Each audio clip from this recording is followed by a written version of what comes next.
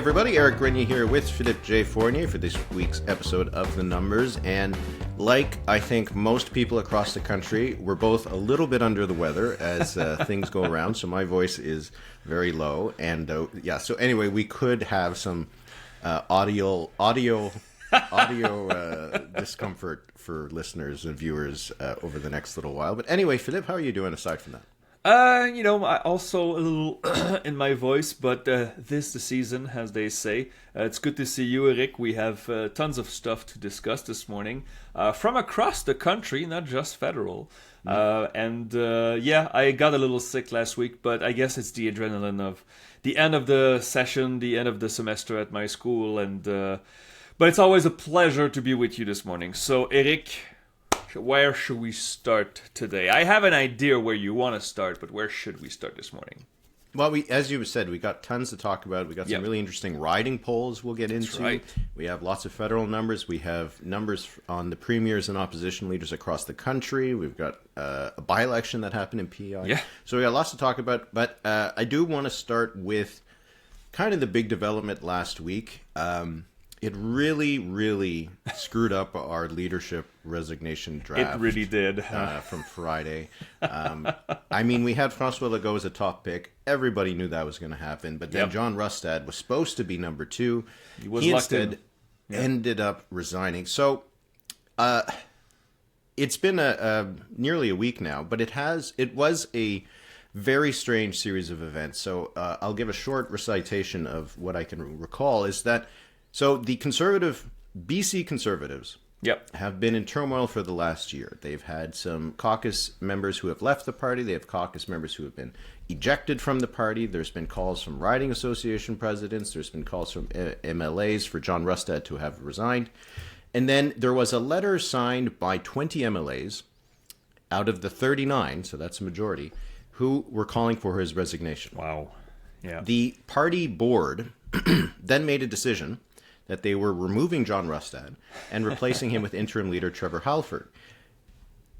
We were all looking at the constitution of the BC Conservative Party, and it did not really have a means for ousting a leader, especially if the leader had just gotten majority support from members. Yeah. And they had a few things. There was death. There was that would do a resignation. Yeah. Yep. But there was also, quote, incapacitation. That's right. And the board of the BC Conservative Party very creatively said that John Rustad was removed for, quote, professional incapacitation, which honestly I felt myself on certain occasions. There was at first some indication that Rustad was going to fight this. He had tweeted how this was a joke, that, give me a break. There was caucus members who said that they were not recognizing what the board had done. There was other caucus members who were getting behind Halford.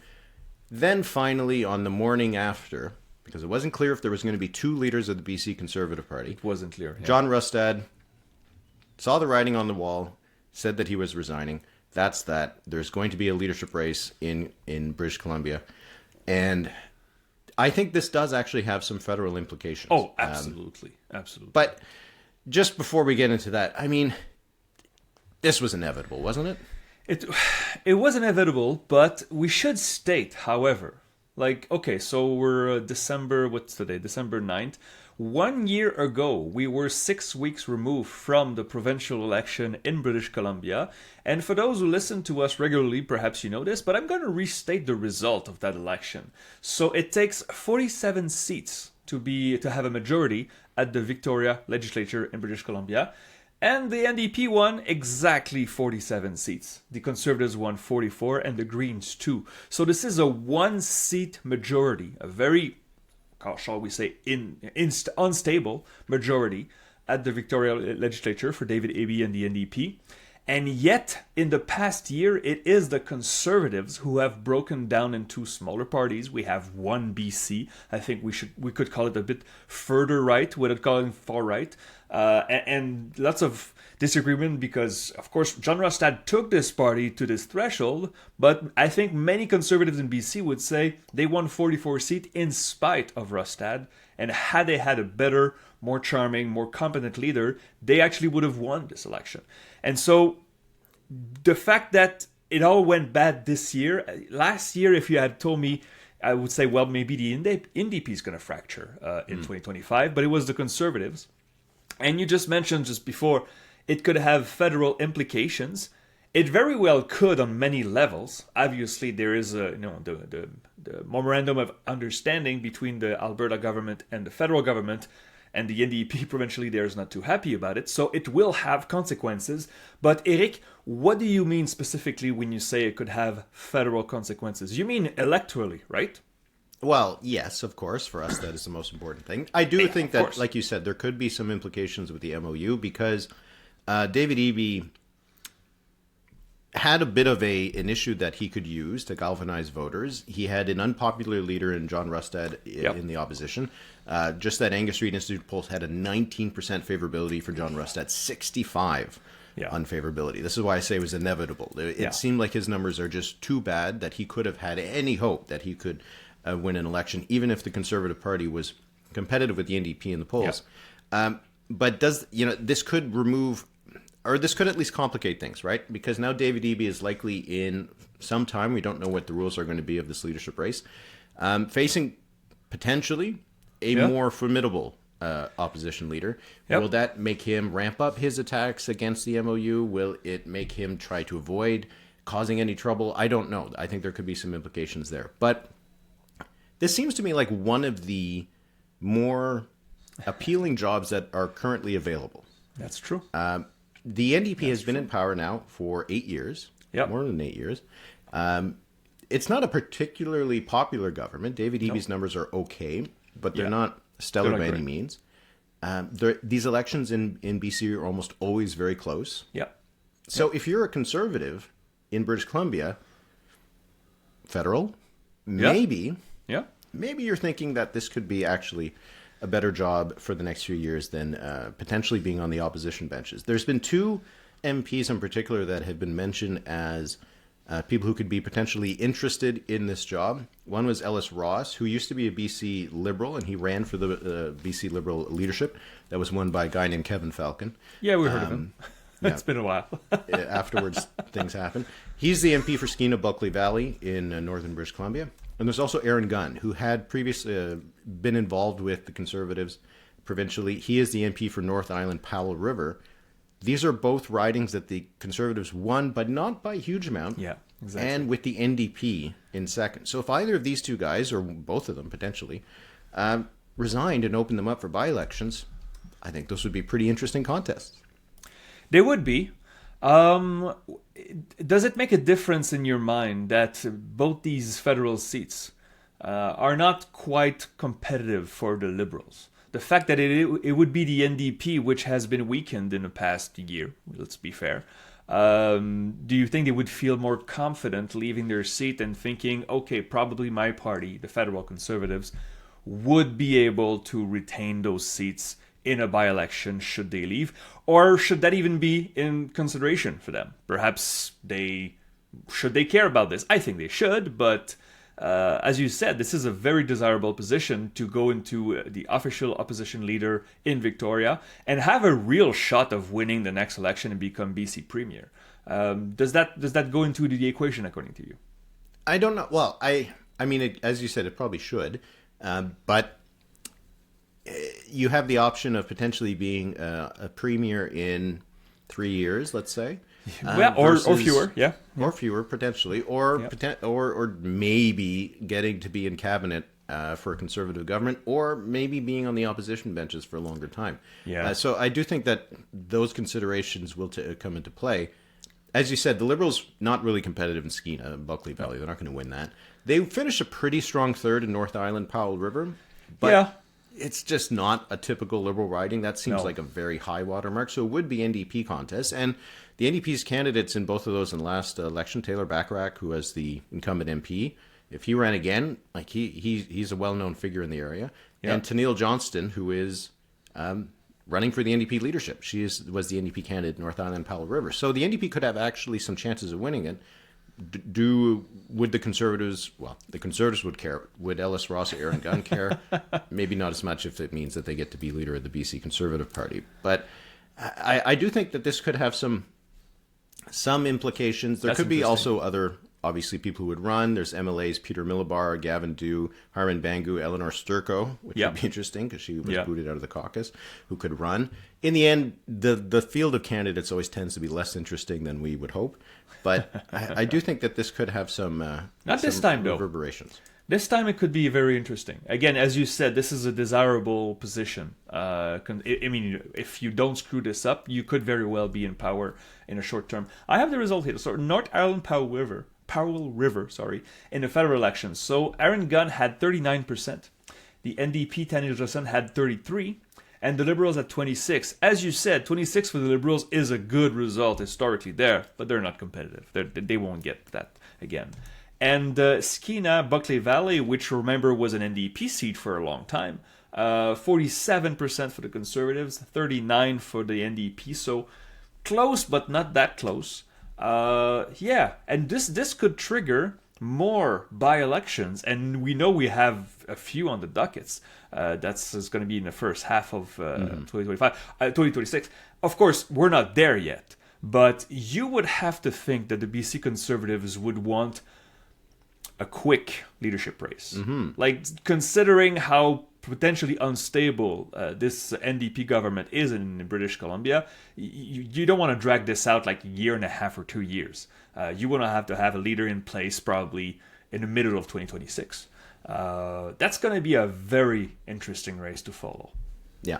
And we'll see who ends up running for it. Maybe some names from the past. You know, James Moore has been mentioned. Kevin Falcon could run. No. But I anyway, mean, if he does, that's going to catch the eye, of course. But come on, yeah. It's just, I don't think so. Anyway, I maybe it won't have any repercussions federally, but I do think this will be actually one of the provincial leadership races that could be one of the more impactful that we've seen in a little while. So that's right. We'll keep an eye on that. Absolutely. But we'll talk about those federal polls that came out over the last little while.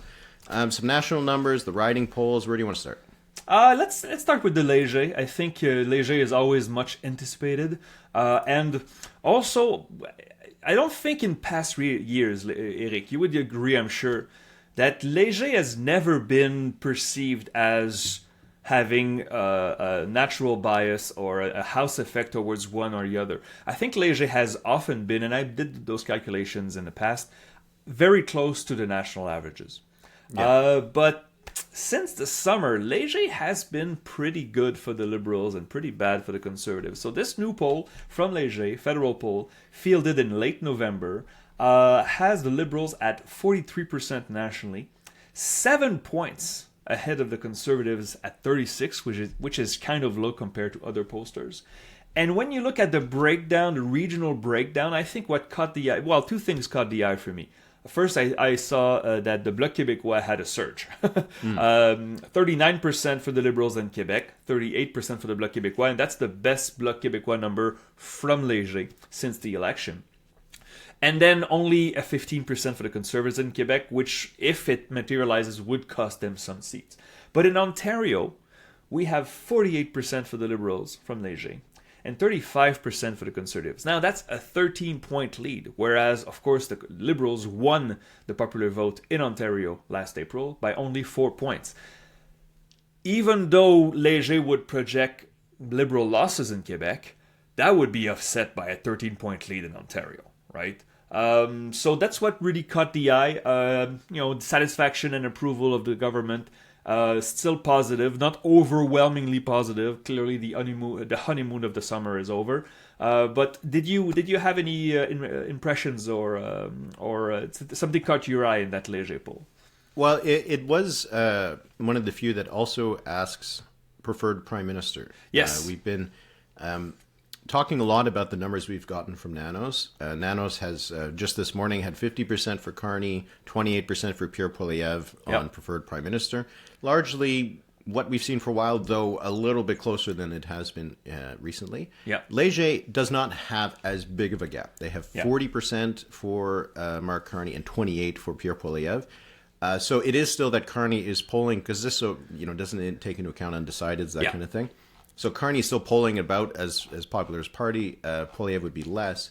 There are some differences in how they ask the question. Léger doesn't include Yves-François Blanchet on that. Yeah. And whereas Nanos has a none of them option, Léger just sounds like a don't know, not sure. Yeah. So, it is a little bit apples to oranges, a little bit, but it is still a 12-point gap on a preferred prime minister versus a 7-point gap between the two parties. So while maybe it's not this 20-point gaping chasm between the two of them, it is still a significant margin between the two. So I think it is notable to see that difference between the two of them. And we did see in the Nanos poll that there has been a little bit of a shift since last week. Yeah. Okay. So, but just to finish on Léger though, before distribution of undecideds, it's Liberal 36 and Conservative 30. So yes, Mr. Carney is polling a little bit above his own party, and Poilievre basically matches his own party. Again, also what you just said, if you look at the difference between Nanos and Léger, basically the really only difference is that in Léger you have 23% of don't knows. Cut that in half, you get Nanos's numbers, and they take that half and give it to Carney, and you have Nanos's numbers. So the way the question is asked and the way the options are for the answers, yes, they'll make a difference. They still see the same general trend, but it's not a crushing number for Mr. Carney as opposed to when we see Nanos. We should also note that I didn't even think about it, but in both of those polls, it is 28 for Poilievre, which is kind of interesting. Exactly. The difference is really about whether those undecideds go to Carney or not. Yeah, exactly. About the Nanos numbers, we repeat every week, you and I. I mean, they have been quite boring in a bit, I think in the past 6 months, the Nanos number. And we repeat, you and I, every week that it's normal to see fluctuations when you ask 250 cases per week. Those are normal fluctuations. It's not for show. It's not a range or anything. It fluctuates. But when you see a big drop in a single week, it's either an outlier week or it's the start of maybe a little trend. So last week we had the Liberals 4-point lead in front of the Conservatives. It was 42 to 38. And 1 week later, so one sample added, and now we have 39 Liberal, 38 Conservatives. Monsieur Carney loses 3 points in the preferred PM. Pierre Poilievre wins 3 points in the preferred PM. And so was this just a bad week for the Liberals, a bad sample for 1 week, or have the events of the past 3 weeks, the Alberta MOU, the resignation from Mr. Guilbeault, which I think was celebrated in some parts of the country, but not unanimously, could this be, like next week, we could have a Conservative lead in this tracker if the Liberals get another bad sample? I'm not sure, but it's normal for us to flag this when we see a big change from week to week. I believe that the Nanos poll does show a pretty substantial Conservative lead in British Columbia, which is notable if that is one of the things that's driving it. In Léger, we had a 2-point lead for the Conservatives in BC, and Abacus, which also came out in the last week, had a tie in British Columbia, 40-40 for both parties. So whether we see any movement in British Columbia, I think, is also something to keep an eye on, because it is the kind of thing that we would almost expect to happen. So it wouldn't be like some weird bizarro world where things are reacting in different ways than we would expect from the news. So that, I think, is something to keep an eye on. But, overall, if we were looking at these polls, so at Léger, Abacus, and Nanos in the last week, the Liberals are between 39 and 43, the Conservatives between 36 and 41, the NDP between 7 and 10. There's not a huge amount of disparity between these. There are some little disparities in terms of, for example, the big lead in Ontario that the Léger found for the Liberals. Abacus shows that it's more or less a tie, but Abacus shows a comfortable lead in Quebec versus the near tie in the Léger poll. But so I think we still end the year largely where we've been for the last 8 months, right? Yeah. Which is Liberals lead or seem to be ahead in most polls, even in the ones where they're tied. That tends to be the lower end of the range. So I still, my view that we had a few weeks ago, we were talking about whether the budget would pass, is that I don't think that we've seen actually any sort of change in voting intentions in public opinion, that the people who voted for the Liberals largely would vote for them again. The people who voted for the Conservatives largely would vote for them again. Yeah. And so if we had an election today, Sure, you could end up with a Liberal majority, you could end up with a Conservative minority. You could also just end up with pretty much the exact same thing that we have right now.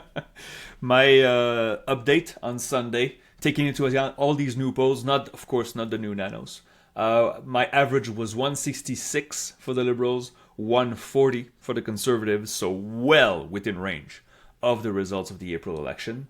Bloc Québécois picking up a bit at 27 seats on average, the NDP at 8, but the NDP range is widening. It goes from 5 to 16 right now, and 2 for the Greens. It looks like we end up the year pretty much where we spent it, with Carney more popular than Poilievre, but both main parties roughly as popular, and perhaps a small regional advantage for the Liberals. But those BC numbers, man, like, if the Liberals think they can win 20 seats or more in BC again, they are fooling themselves. This is not the way the province seems to be going. It seems really to have been a blip. And if the Liberals, let's say we have an election next spring, it's possible, it's not impossible, and they lose 6 seats in BC, which would be still a good performance for the Liberals in the province. If they lose 6 seats in BC, they have to make it up elsewhere. They won't make it up in Atlantic Canada. They won't make it up in Quebec or in the prairies or in, Alberta. I think they have dreams of winning 5 seats in Alberta, but that's going to be tough, especially considering the riding poll we had in Riverbend. I don't know if you want to get into that, because, by the way, congrats to Liaison Strategies for that triangulation. So they had four riding polls, and they chose Vancouver Kingsway, very important to know what's going on in Vancouver, right? Eglinton Lawrence in Toronto, Edmonton Riverbend, the seat of Monsieur Généraux, who said he was going to leave at some point this spring, who knows, and Acadie-Annapolis, the seat of floor crosser, Monsieur d'Entremont. Eric, why don't you take us through them, because I find them all of them tell a story, right? Yeah, they are interesting choices, especially Edmonton, Riverbend, and Acadie-Annapolis. I was happy to see that. Yeah. The ones that maybe have the fewer implications, perhaps. So Vancouver Kingsway does have Don Davies, interim leader, leading by 9 points over the Liberals, 40-31. It was pretty much a toss-up race before, so this would be a good sign for the New Democrats that they've shored up some of their support in Vancouver, if this is representative of kind of things going on in the city. In Eglinton Lawrence, this one goes in the opposite direction, where the Liberal, Vince Gasparo, now has an 11-point lead over the Conservative, so a big swing from last time. Again, this was pretty much a toss-up race. Yeah. And so he's leading 52-41. And then Edmonton Riverbend and Acadie-Annapolis. Edmonton Riverbend, Madge Genereux, in this case, so in some of the other cases, Liaison used previous candidates' names or that kind of thing. But because we don't know who the Conservatives are going to run in Genereux's riding, just did generic party names. Which is fair, right? Yeah. Yeah. And the Conservatives said 50%, the Liberals said 45%. Exactly what the result was in the last election. So, you just said the Liberals having hopes of picking up 5 seats in Alberta. Edmonton Riverbend would be maybe that 5th seat.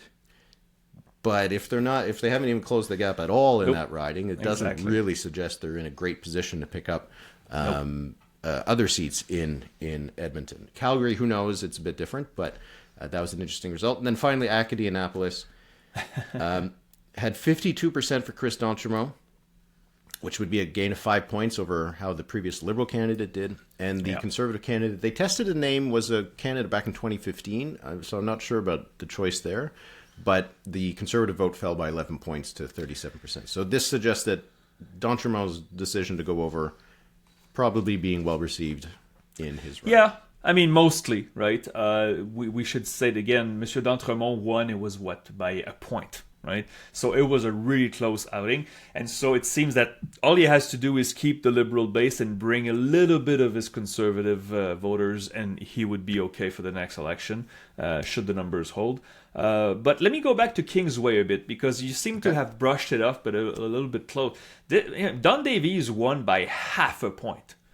And this was, again, the NDP almost going to 4 seats and not 7. It was a matter of single-digit points. We talked about Winnipeg Centre earlier this fall, which was really close for Madame Gazan for the NDP. I mean, the fact that an RVR poster measured a 9-point lead for the NDP in downtown Vancouver tells me that, yeah, maybe the NDP is doing better in Vancouver, which would cost the Liberals dearly. Like, it would cost the Liberals a handful of seats. And you mentioned Nanos and the British Columbia. Obviously, the sample is small, and this is paywalled, so we have to be careful. But we have the NDP at almost 20% right now in BC, according to Nanos. You would think that most of that support would be in Metro Vancouver, which again would hurt the Liberals. So these two converging elements, these two clues that you put together, tells me again that the Liberals will not do as well in BC, I really don't. I think it's a pipe dream for the Liberals to think they could win more than 2 or 3 seats in Alberta. You said Riverbend could be the 5th seat in Alberta. It could be the 3rd. Right, they lost McKnight. It was not that close in Calgary last time. I think you and I thought the Liberals could win 5 seats in April in Alberta, considering they had 28-ish% of the vote, and the polls were close in Alberta. It only produced 2 seats. That's a rough hope for the Liberals if they really gain on. So I don't know. I don't see where the Liberals could make significant gains. I really don't. Perhaps that's why we're gonna stick with this minority for a little while. Yeah. I mean, that's kind of it, right? Like, because the gain you have here is Acadianapolis, which is a floor crosser. Yeah. Which doesn't actually add a seat, right? Because they currently have that seat. Right. I mean, we could suggest that maybe the Eglinton Lawrence numbers could, if they're at all represented at all of things in the GTA, maybe make a difference, but I'm not sure about that. So yeah, these polls kind of just confirm or corroborate what I just said, that I don't think there would be much change if there's an election right now, which is probably the best reason not to have an election. There's no real reason to just throw all the cards up in the air and you get the exact same hand that you had before. Like, Except for the bloc. Maybe. I guess buy them a little time. Anyway, let's talk about the Angus Reid Institute poll had approval ratings for all the premiers and the opposition leaders, which I was happy to see them add to the list.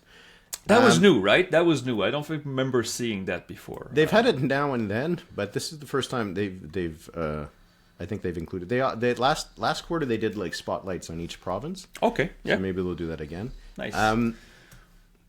But why don't you take us through some of the numbers? So, okay, premier approvals. So this is the approval of premiers within their own province. It's part of a quarterly poll that the Angus Reid Institute does. It's a huge sample. I think it was over 4,000 cases across the country. Sorry, PEI, you're not included in there. There's a note saying the sample in PEI is unfortunately too small.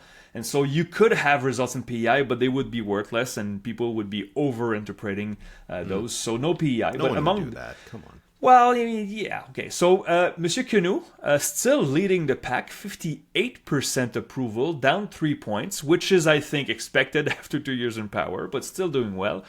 Miss Holt, number 2, 56% approval, up 5 points, the Liberal in New Brunswick. And then you have Scott Moe, perennial pick from Eric in the leadership resignation draft. Perhaps Eric thinks that Monsieur Moe would like to leave on top, going down the sunset. 53% approval. And then you have a middle of the pack, which is still doing well. 50% for Mr. Houston in Nova Scotia, down 3 points. Danielle Smith at 44%. Now, down 2 points is within margin of error. Madame Smith has more unfavorables than favorables, or should I say disapproval and approval, but still doing well. 44% approval for the UCP Premier in Alberta, doing okay. Mr. Wakeham in Newfoundland, who just got there, of course, in his result, he has a huge chunk of don't knows and not sure. Yeah. And then you get to the bottom feeders. Now we have Mr. Eby, 40% approval in the province, is not awful, but it's certainly not great, considering this is a 2-party race or 2.5-party race. And then you have Monsieur Ford, down 7 points at 34%, even though, Eric, as you know, every time we mention an Ontario poll, we fear losing listeners because they're always the same, and the PCs are in the mid-40s, and they would win another majority if an election. But Monsieur Ford is down 7 points, and that's significant. And last place, not surprising, Monsieur Legault, Little bounce back for Monsieur Legault, up 3 points, but only 25% approval. And wasn't it like 70% disapproval? 70% disapproval. Similar to what Palace Data had in late November. So this is the state of play. Eric, impressions, comments, what do you think of those numbers? Something caught your eye? To me, the one that's the most significant would be the Ford drop, because he's down 7 points from the last week. His disapproval is at 62%, so it's quite high. Yeah. But what's interesting is that the Angus Reid Institute includes a tracking chart of all of the approval ratings for that premier since they became premier. Yeah. And 34% is pretty much the cruising altitude for Doug Ford. For most of 2023 and 2024, he was somewhere between 28 and 34%. Yeah. So it's almost like the little Donald Trump bump that he got from his opposition to the U.S. president has worn off, and now he's back to his normal levels of support. Yeah. And it does, make you think that calling that election was a good idea, because his numbers have come down to earth. Now, the PC numbers stay pretty high, in part because the other leaders aren't that popular. Marit Stiles in this poll had a 33% favorability rating, which is pretty good, considering her party got, 18% of the vote. But she has 35% unfavorable, so she's a little bit below water. Hang on, they had numbers on Marit Stiles. Sorry, Yes. yeah, absolutely. She is technically the opposition. She is. I'm sorry. I It's apologize. not Yes. Yep. Sorry. So yeah, I think that was the notable number. The other ones were all movements that were largely within the margin of error. Not really that much of a trend that you can discern from any of them. David Eby's, I think, is significant. 40% is the lowest he's had since he became premier. Yeah. Which again is a reminder that the fact that the much more unpopular conservative leader has now left is bad news for David Eby, because he himself is not super popular. Yeah. So he could be easily eclipsed by a change of leader.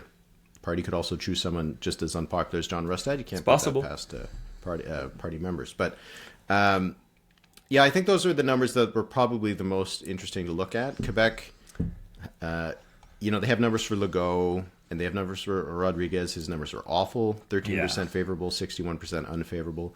But would love to have some numbers for Paul Saint-Pierre Plamondon, for some of the other leaders, just for comparison purposes. And then everybody else doesn't have to face an election until at least next year, so who knows? In Quebec, though, that we're going to have a lot of posters fielding Quebec and polling those numbers, including, the Angus Reid Institute is not that active in Quebec, but usually they are in an election year. We're going to have a lot of numbers on those, and perhaps we can, I don't know if we want to get into this now, but we should talk about Rodriguez, right?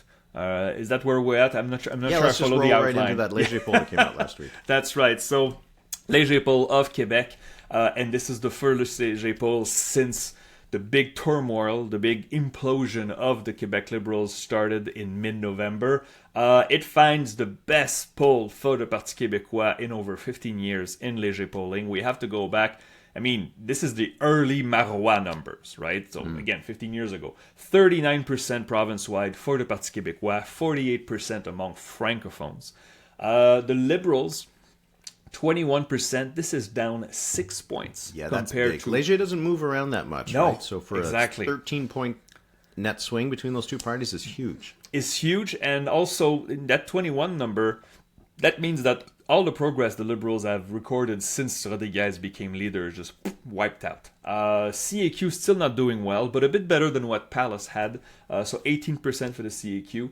Conservatives 13%. Québec Solidaire not doing better. 8% for Québec Solidaire.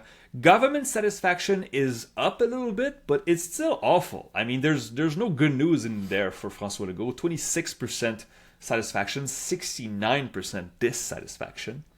And it's worth noting as well, sovereignty numbers, you see a big spike for the Parti Québécois, 7 points in a month. Oh, sovereignty is up. Not really. Sovereignty is at 33%, 57% against. If you distribute undecideds, it's 37-63, but we know that distribution of undecideds with the sovereignty numbers, it's not a perfect science. And I think what we're asking right now is whether Rodriguez will last until the election, because the question is being asked. I'm not sure if the Quebec Liberals will have the incentive to really go back to a leadership race, but when we see numbers for a leader that is that bad, usually there's no bounce back. There's no way you come back from that, even though some would say it's a bit unfair because most of it was not his fault. Eric, what do you see in those numbers in Quebec? Well, Rodriguez's numbers were the worst in the Angus Street Institute by any leader.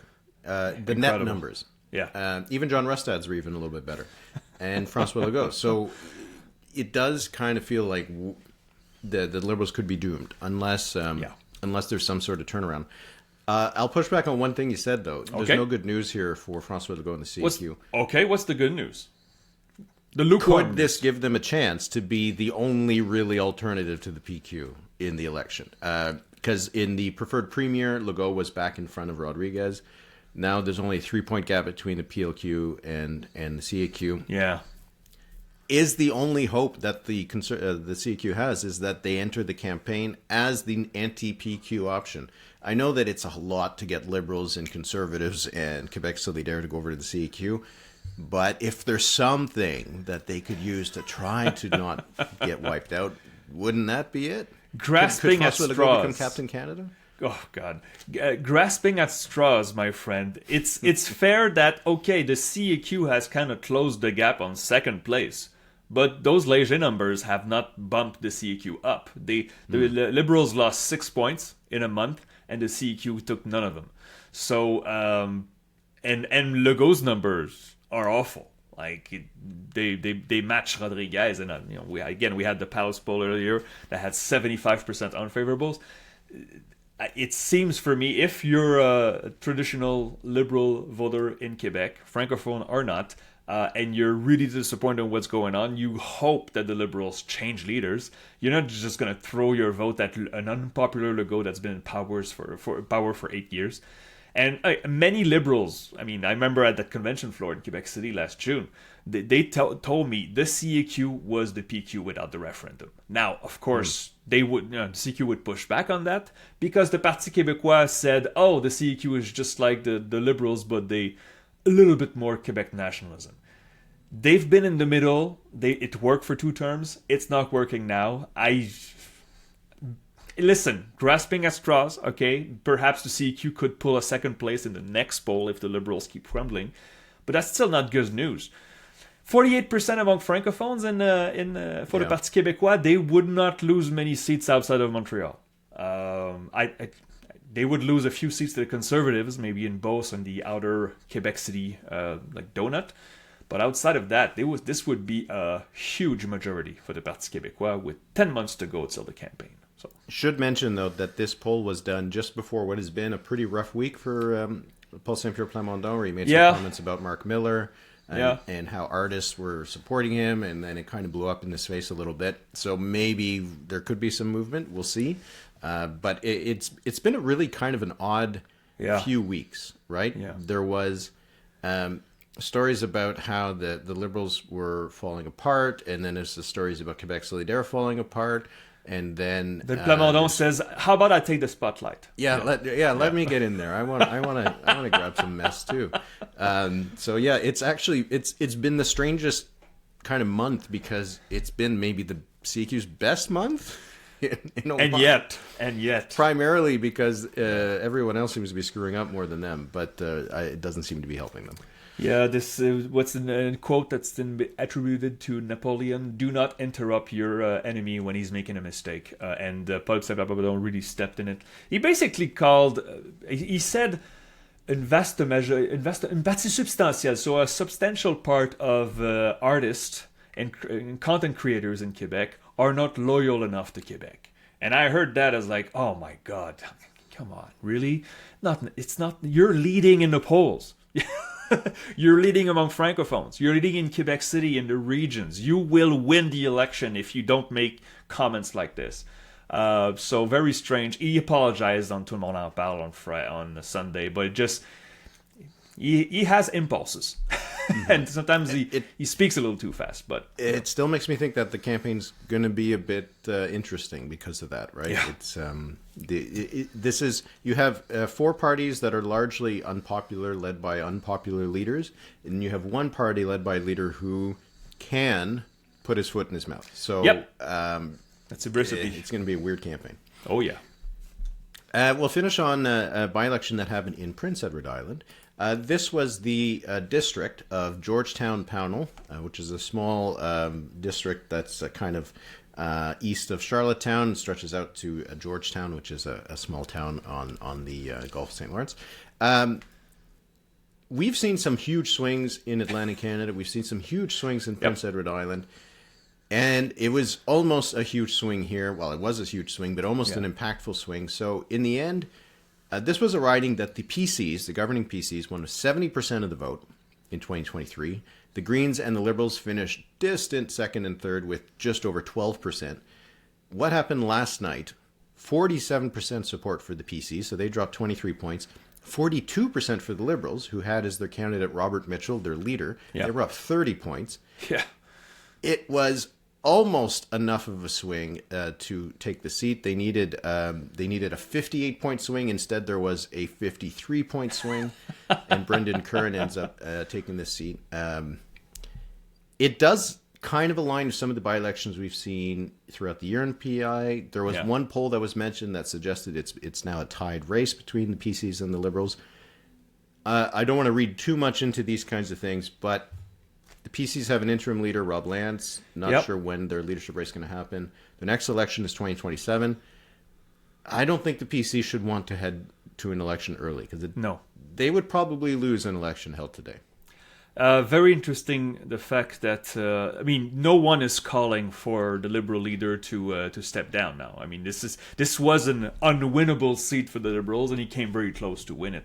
At some point, 30-point gain is pretty good. Yeah, it's pretty good, and he was leading at parts of the night. When I looked at the result on my phone, I was like, "Oh wow, really? Is he going to pull it off?" But so a rocky one ending for the Liberal leader. Very interesting. Usually we get a poll a year or something in PEI. I'm looking forward to see the next one because we know that the Liberal brand has not done too well in provincial elections. There's only one left, Madame Holt. Not impossible that the PEI could go back to the Liberals next time around, but we'll see. As goes PEI, so goes the nation. I knew you were going to say that. All right, let's go with the number of the week. Let me go first. Okay. And if anybody hears it, my apologies. Marcy is banging down the door. I did get mentions that we should include more cats on the podcast. We got that from someone at the gallery dinner. But right now the door is closed. She's not coming in. And anyway, my number of the week. My number of the week is 8 out of 9. What are you pulling now?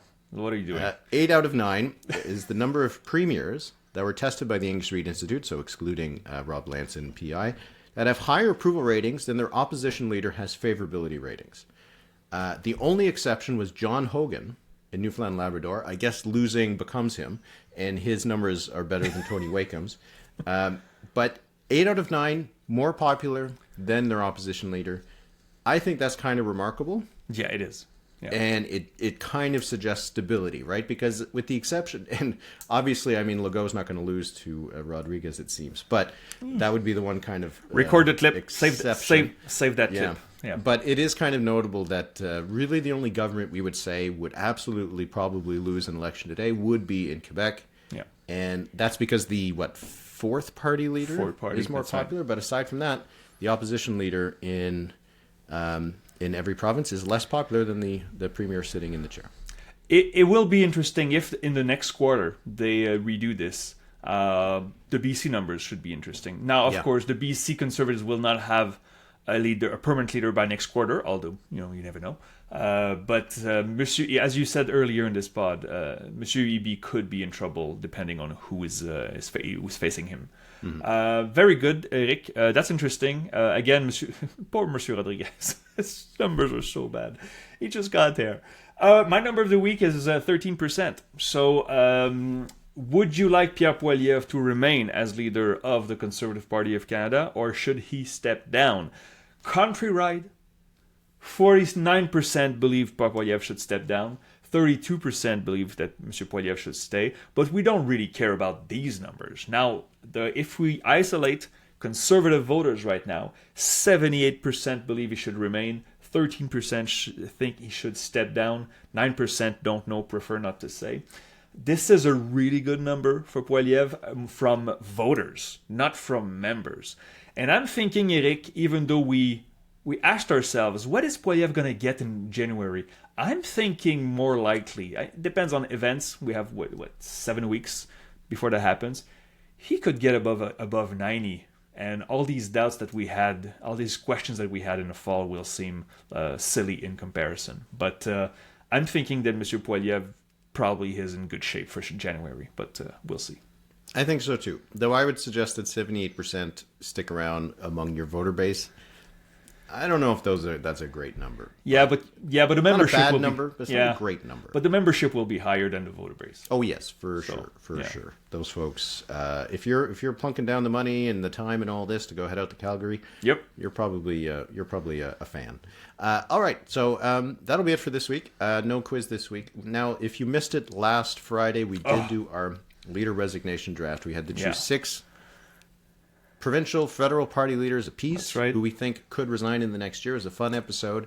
If you want to listen to that, you can go to thenumberspod.ca, and you can get also early access and ad-free access to our episodes and access to the Discord. And it was our members seemed to like your team more than mine. Yes, I think you entered the year as a big underdog because I could my team could let me down, but I think I have a pretty good team. And our members, what was it, like 90% to 10 members thought I had a better team. So listen to that episode. It's a fun one.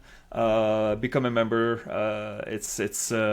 And the thing is, this is going to be a great tool for trash talking all year. So. Oh yeah, that's mostly what it is. All right. Well, have a good week, Philippe, and hopefully we'll both feel better in 7 days. Absolutely. Merci beaucoup tout le monde. Thank you, everybody. Merci, Eric. Talk to you soon.